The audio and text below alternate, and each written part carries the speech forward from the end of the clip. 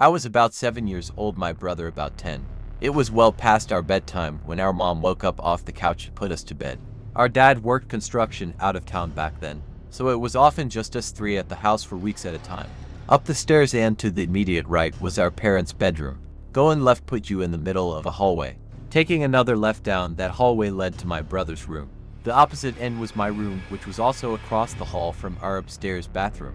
At either end of the hallway are windowed doors we always kept locked and rarely used. The door on my end led to a balcony overlooking our front yard.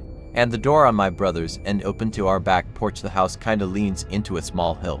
My brother and mom both had a habit of waking up in the middle of the night to use the bathroom. I only knew this because I was always a light sleeper and they just couldn't help flushing with the door wide open.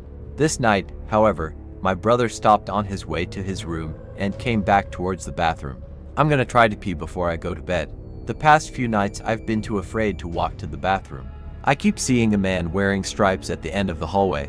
I don't know if my mom wrote it off as my brother telling ghost stories to try to scare me or if she was already half asleep and didn't catch it. But she didn't react at all to my brother's confession. I, on the other hand, was terrified by it.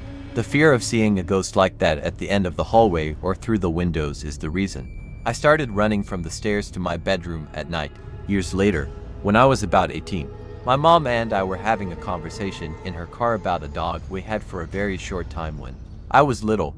We were sharing stories about Max's tendency towards destroying my shoes and other unruly behaviors when my mom blurted out, "Do you remember that time I opened the front door for the cops and Max ran inside to the kitchen and started tearing open that big bag of dog food we had?"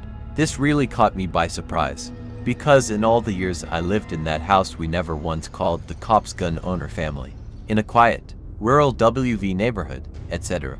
I asked her what she was talking about and she looked equally surprised, as if she had just revealed something by accident. "Oh, that's right, I never told you because you were too young at the time.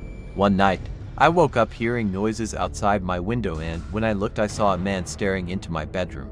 She went on to describe how turning on the lights caused him to take off running and how she grabbed my dad's pistol before calling the cops. I can't remember all the details I gave them when they showed up. Tall white male, wearing a striped shirt and jeans, short dark hair, something like that. They said it matched the description of a man they were looking for in the area.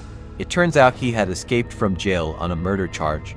Now, I know it sounds so obvious hearing those two stories back to back, but it wasn't until a few years ago, in my mid-20s, that I pieced together that my brother had unknowingly warned us about a murderer who spent multiple nights casing our home.